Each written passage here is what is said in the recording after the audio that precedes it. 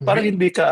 hindi ka ma-hack. Ano yan eh, ah, whenever I do talks on IoT, I always say, I always say this, IoT is the new shabu. Okay. Bakit? Matikman mo lang, you're addicted. You start looking at You want everything newer to be and connected. newer. Sunod-sunod na po. Ano ba pwede kong i-IoT dito sa bahay ko ngayon? Ano ba pwede kong i-IoT dito sa opisina ko? Gusto ko pag merong konting baha, nag-overflow merong konting baha sa basement, ma-alert ako bago tumaas yung tubig. Let's say merong leak yung let's say yung walls mo dahil pangit yung waterproofing. I get alerted. Little things, Yeah. 'di ba?